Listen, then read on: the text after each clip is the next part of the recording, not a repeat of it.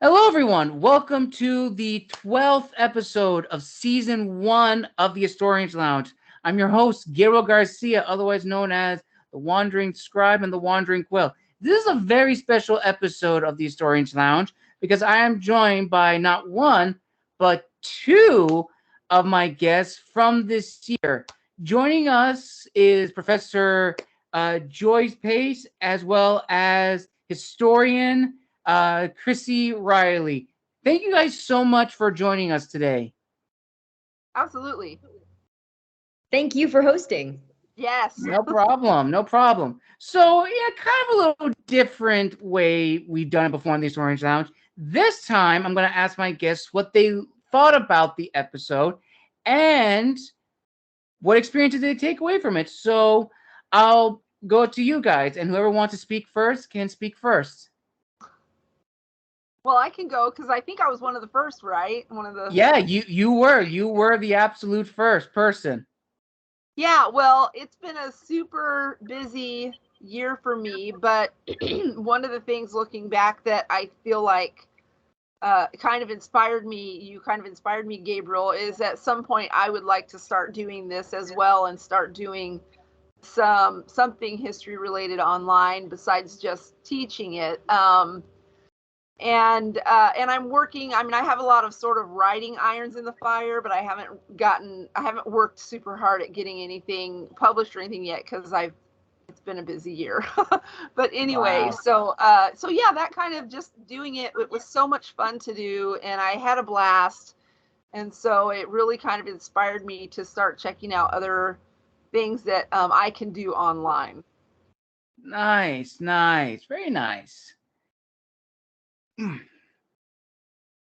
I think the biggest takeaway that I had from it was that there's different techniques that you might want to use as an interviewer, vice being the interviewee.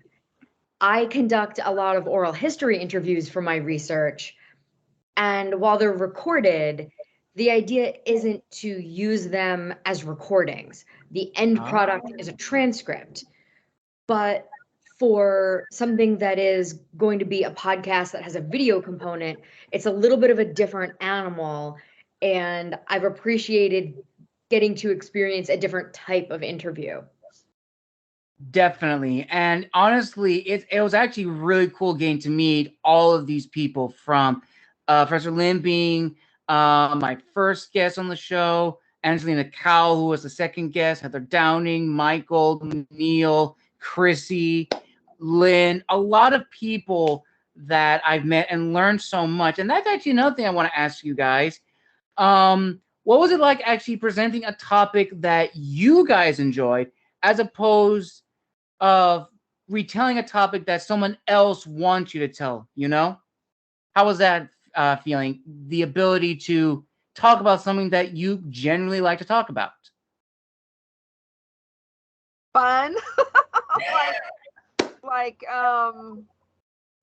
I think that any historian will tell you whenever we get to talk about subjects like close to our heart, or that maybe we've done a lot of research on, or that, we've written more about, or whatever, that's always, super enjoyable, and makes it, it's kind of like my students when they have to write a paper or whatever. I'm like, I leave it very broad, like as long as it's within the content era of that class. I'm like, I want you to write on what you are interested in knowing more about, and I get much better papers than saying everybody has to write a paper on Lincoln, which I can't tell you how many papers I've written or excuse me, that I've read on Lincoln or Washington. And I'm like, let's pull out some of these unique characters from history, like Deborah Sampson, a woman who dressed up like a man so she could fight in the Revolutionary War.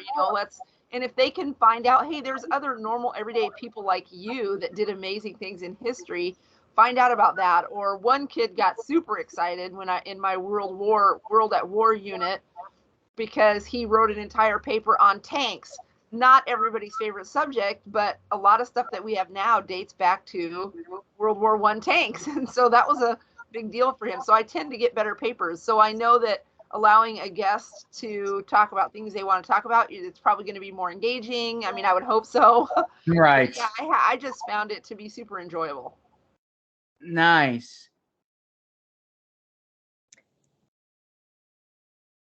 I mean, my sort of flippant answer is I never talk about anything I don't want to talk about, but it is very different to be interviewed about culinary history and food history and the type of research that I've done versus presenting a topic that is a little bit more rehearsed for a presentation that has a PowerPoint and a set time limit, and not knowing what the interviewer is necessarily going to be asking in like a specific way. That generally you know what some of the questions might be, but the off the cuff opportunity to talk about things and to then have this extemporaneous potential to have like co-creation of knowledge live, that part I found a little bit different than the way I typically present and talk about culinary history. Right. And honestly, getting a chance to learn so much about some new things is really, really interesting. When I actually started this series, I didn't know what to expect. I didn't know I would meet so many awesome people on LinkedIn, on this platform. It's been a blessing to meet so many new people.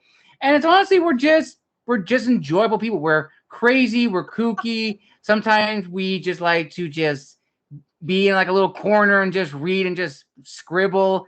Or if you're like me, the scribe, just write random stuff. It is really, really awesome.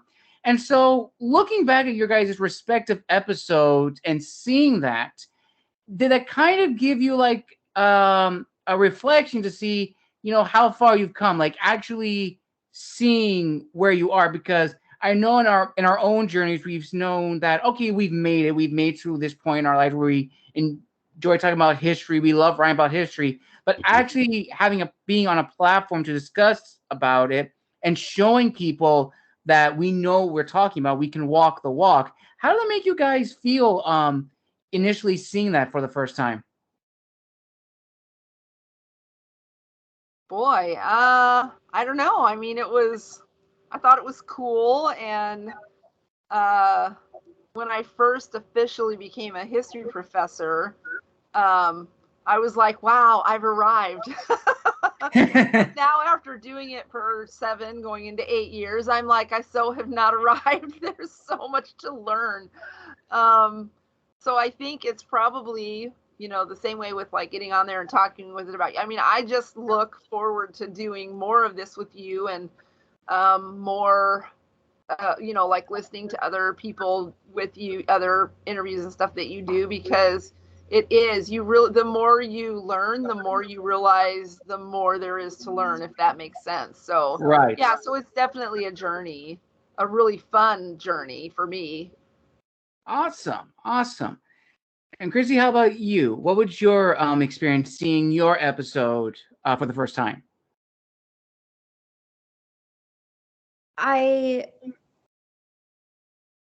think the part that I took away from it is that I have a non-linear speaking style, and so I struggle to speak in a way that is not going to be bothersome for listeners.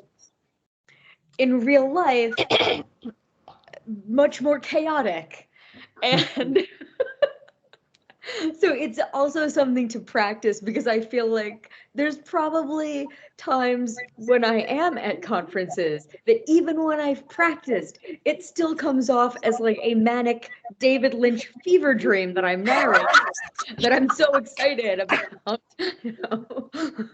Oh man. And oh heaven my forbid I gosh. have a wipe off board, because it'll look like, I'm hunting a serial killer. I'm writing all over the place, drawing lines, going back and forth. That, maybe I'm not the worst for video. At least Oh man. Oh, Yeah, Chris, we have got to be related. You should see some of the giant whiteboards when I teach history, and I'm like over here, and then I like draw lines, and then I draw arrows. I mean, I'm so random. And that's the thing about us historians. We are not just one thing. We are a creature of chaos, and we love to just just talk about history. And just talking about history on YouTube, I've found is a very interesting thing. I've seen a lot of people talk about history. I've seen people like the Armchair Historian, Alternate History on YouTube. There's a lot of different like types of history. And when I started my podcast back, I want to say when I was still doing just authors, I wasn't even doing historians. I didn't think it would get this far. I didn't think I would have a YouTube channel. And funny enough, when I moved out here to Orange, my first guest that I had for season 2 was Michael Stroud. And Michael pretty much helped me with everything. And so it's funny. So if you ever want to know reason why everything's the way it is, just go to Michael. He is the beginning of this journey. Like, I met Lynne initially in an historian's lounge, not historian's lounge, in an historian's interview.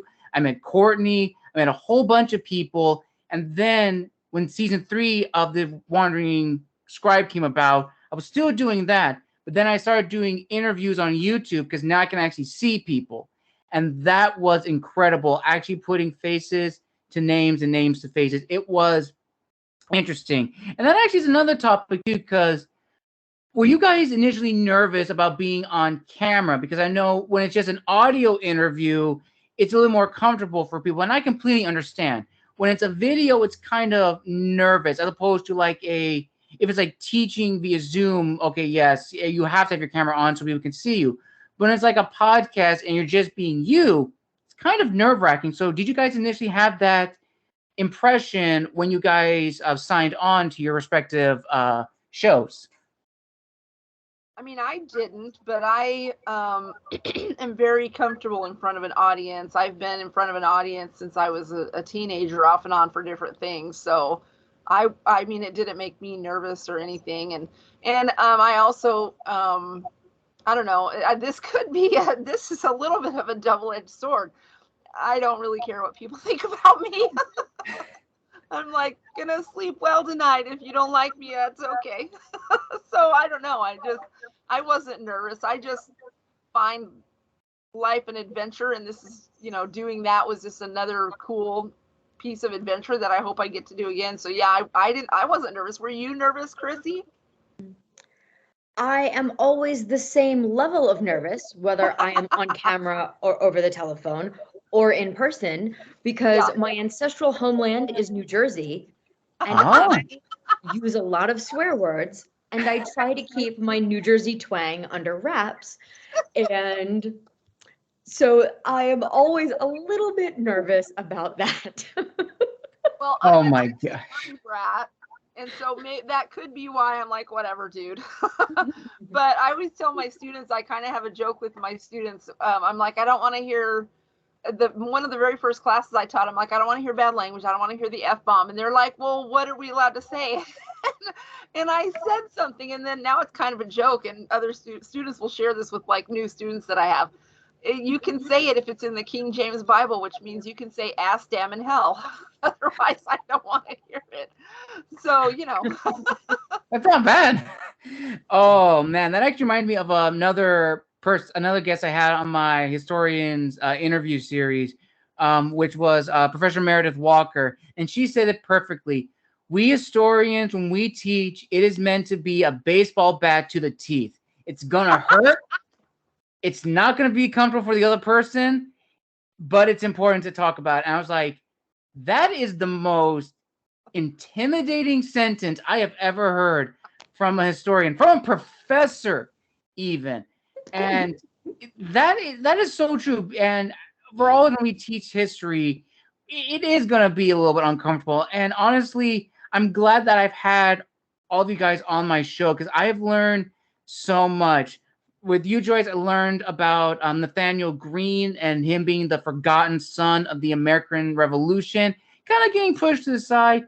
And then Chrissy with food and culture. That honestly was actually probably my favorite, because as a person that learned about classical antiquities, learning about the spice trade and what it meant, like culture, identity, and food, and how it plays into the grand scheme of things, it really shows the political dynamics of food and culture, especially when you think of politics of like, Lynne!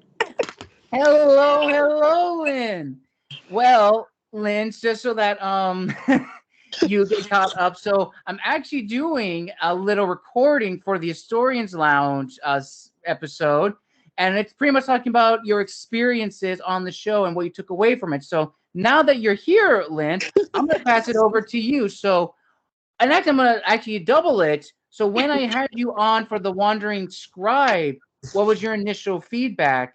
And then joining the Historians Lounge, being on camera, how was that experience? First of all, first time I was very nervous, as you know, and you made Oh, me feel yes. very, very comfortable. Even before I was on did the other one, so that helped.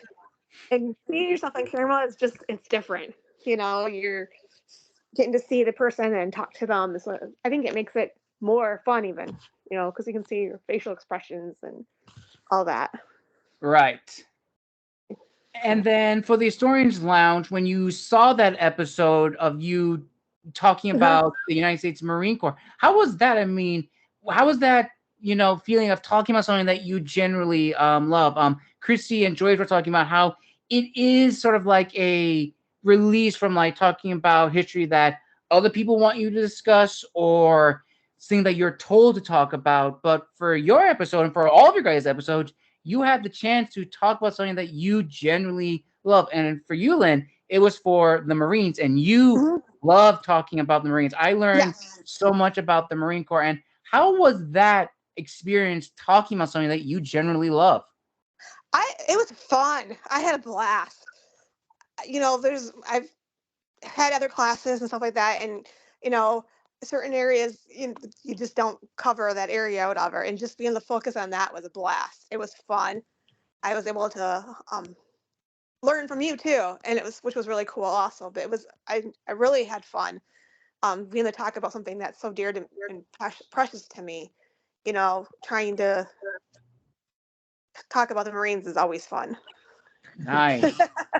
And actually, kind of almost what you said, interviewer, interviewee. This is a question that I've been thinking about for a while. So when I initially reached out to you guys individually, were you kind of little skeptical of the questions that I would be asking and whether or not I would be like a good host? And this is completely honest because I'm the youngest one here, and I'm definitely, at first glance, one can make easy the assumption that I may not be able to like hold a academic conversation and just go for long periods. So did you guys initially have that at least impression when you probably like saw me or anything like that?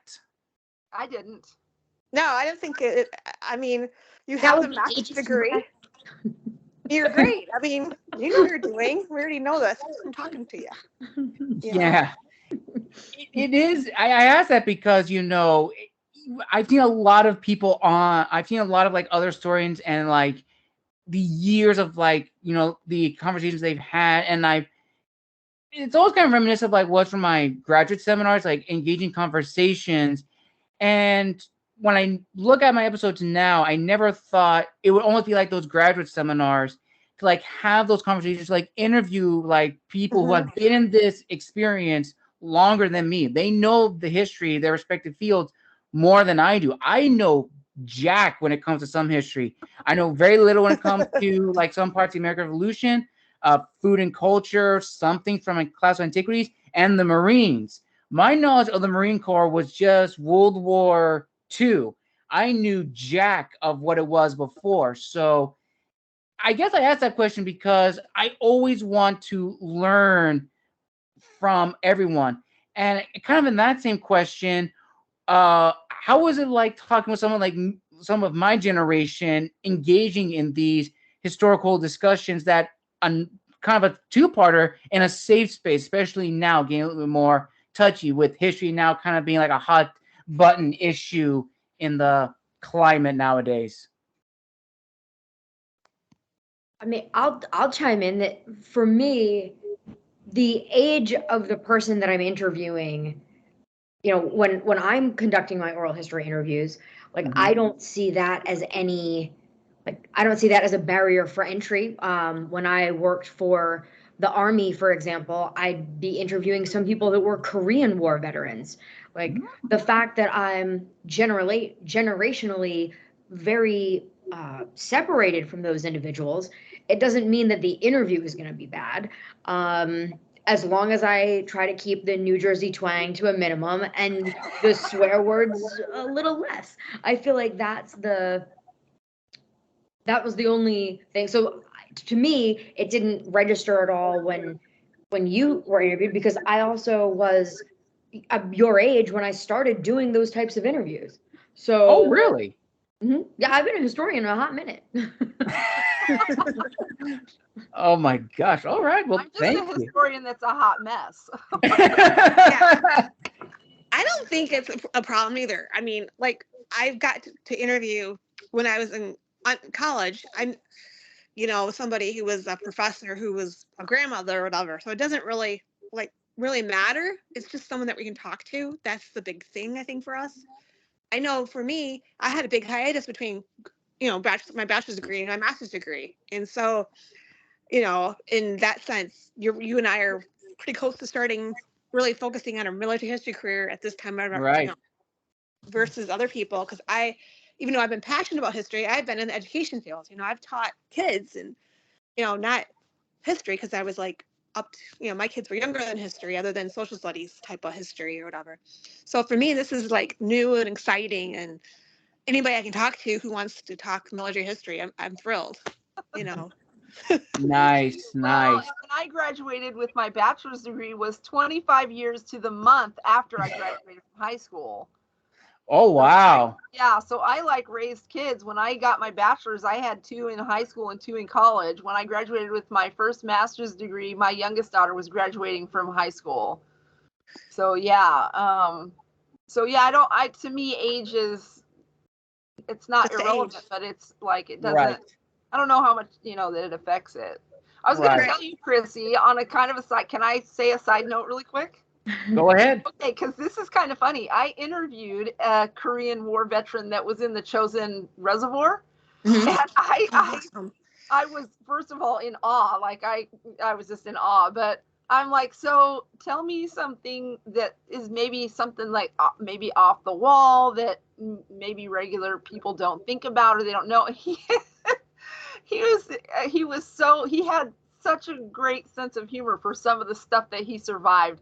And he's like, Joyce, when you went to the bathroom, you didn't have to go to the bathroom. And I'm like, what are you talking about? He goes, you literally peed and then you just shook your pant leg out because it was so cold it froze. I was like, that is so true. yeah, I was like, oh my word. And he's a Marine.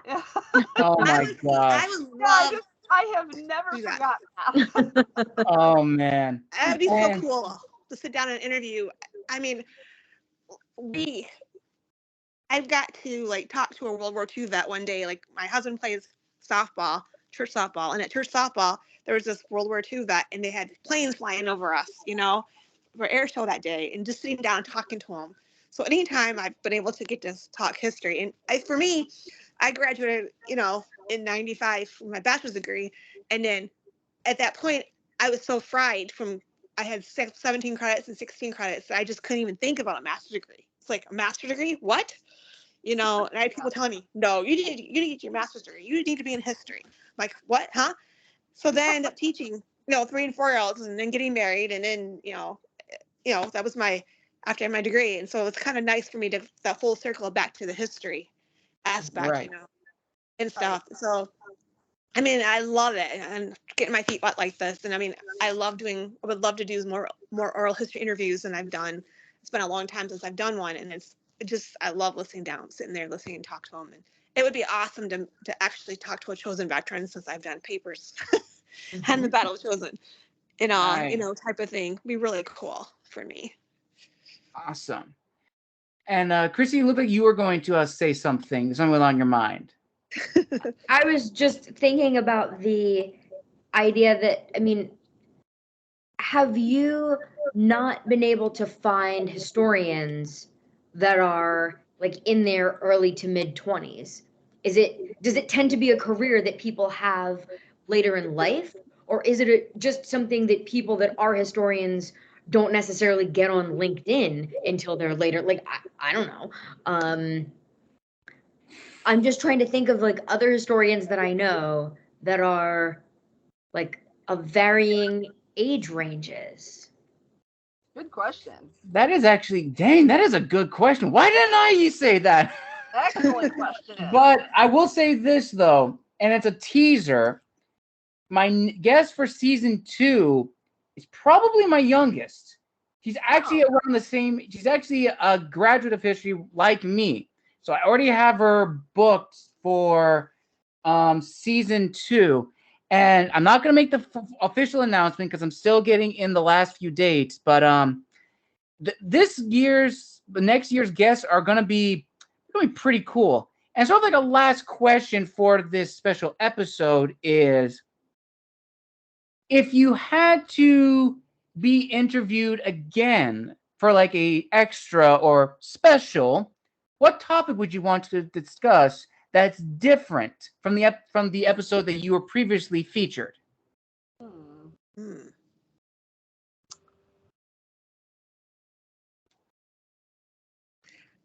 I think I would like to talk about the Army and their amphibious operations and go that direction maybe, and look at how they developed in World War II.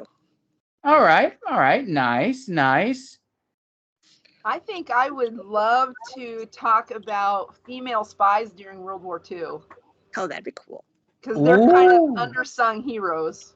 Yes. Yeah. I